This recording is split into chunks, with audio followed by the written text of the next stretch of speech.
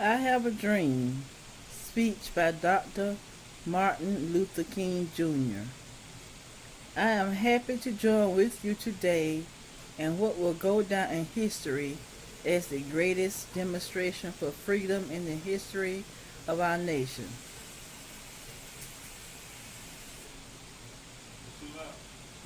Mm-mm.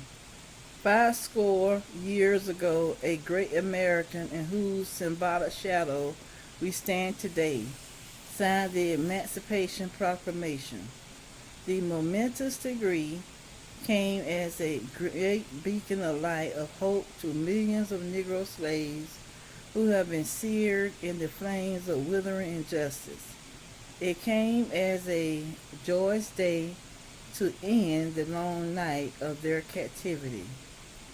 But 100 years later, the Negro still is not free.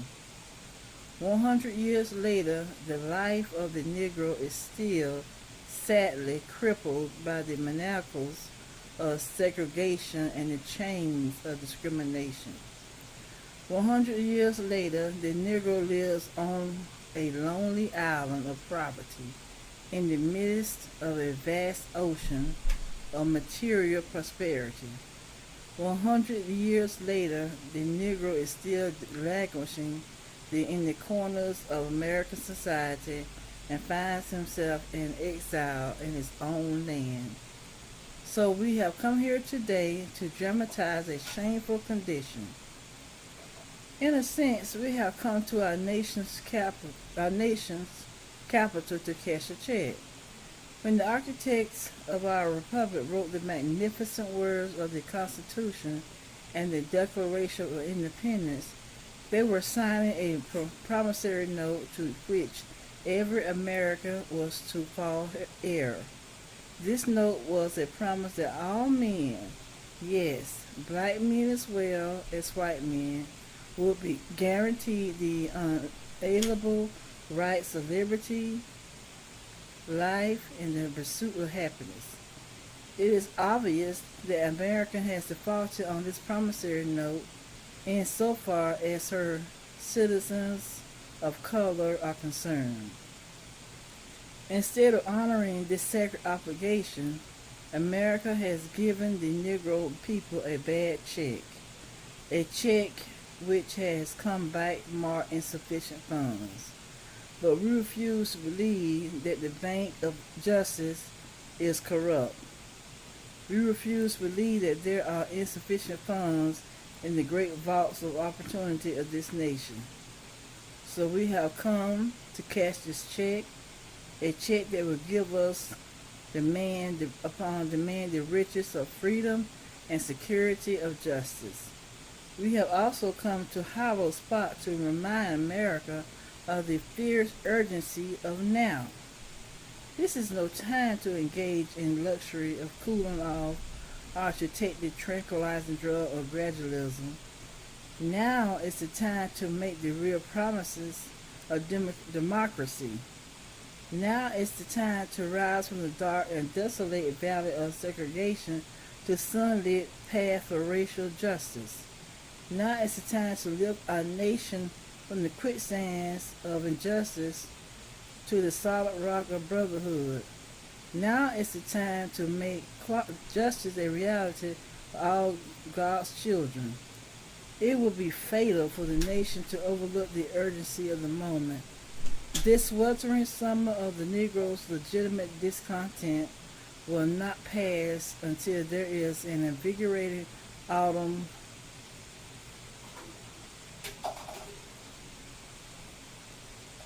of hope. We must forever conduct our struggle on the high plane of dignity and discipline. We must not allow our creative protests to generate into physical violence. Again and again, we must rise to the majestic heights of meeting physical force with soul force. The marvelous new militancy which has engulfed the Negro community must not lead us to a distrust of all white people.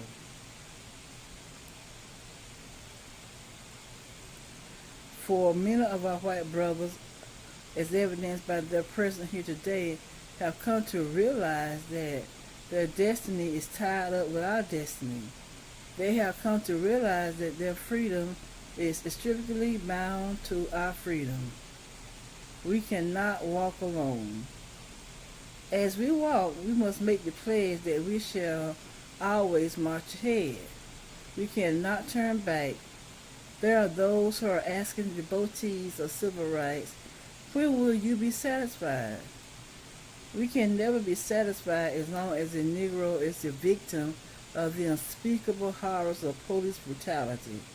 We can never be satisfied as long as our bodies, heavy with fatigue of travel, cannot gain lodging in the motels of the highways and the hotels of the cities.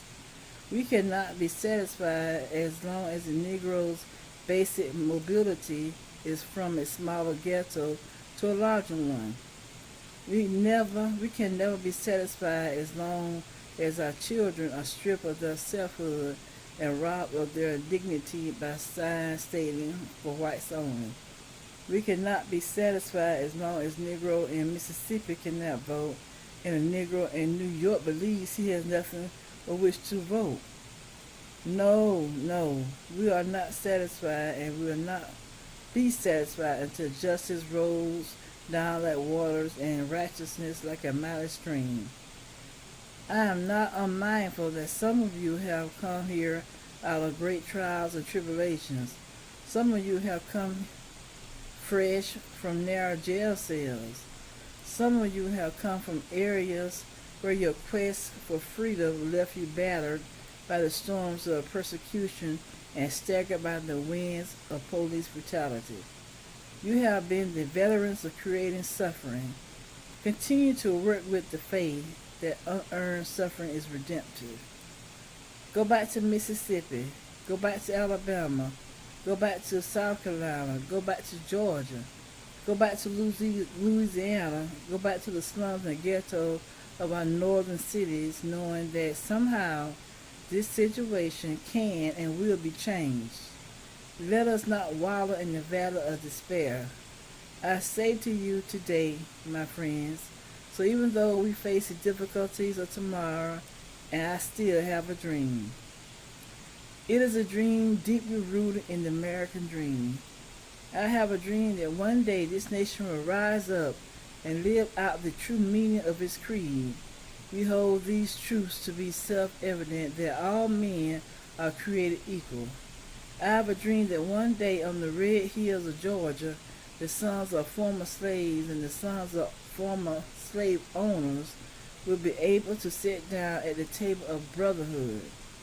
I have a dream that one day even the state of Mississippi, a state sweltering with the heat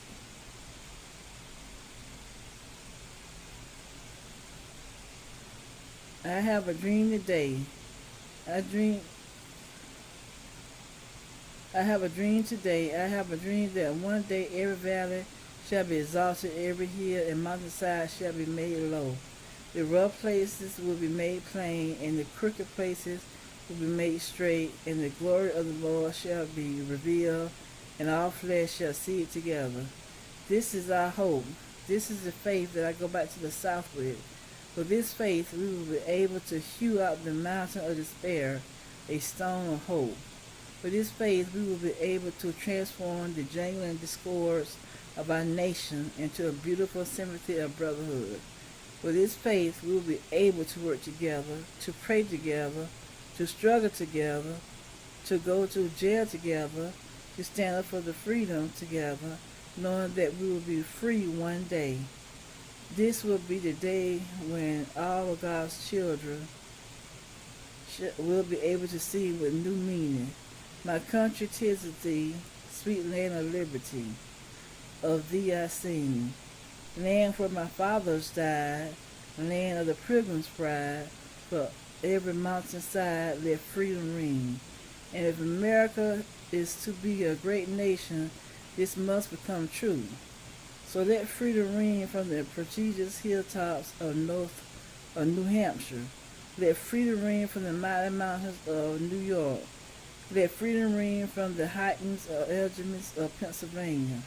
Let freedom ring from the snow-capped Rockies of Colorado. Let freedom ring from the curvaceous slope of California. But not only that, let freedom ring from Stone Mountain of Georgia. Let freedom ring from Lookout Mountain of Tennessee. Let freedom ring from every hill and molehill of Mississippi. From every mountainside, let freedom ring. And when this happens, we will allow freedom to ring when we let it ring from every village and every hamlet, every state and every city. We will be able to speed up that day when all of God's children, black men and white men, Jews and Gentiles, Protestants and Catholics, will be able to join hands and sing the words of the old Negro spiritual. Free at last, free at last. Thank God Almighty, we are free at last.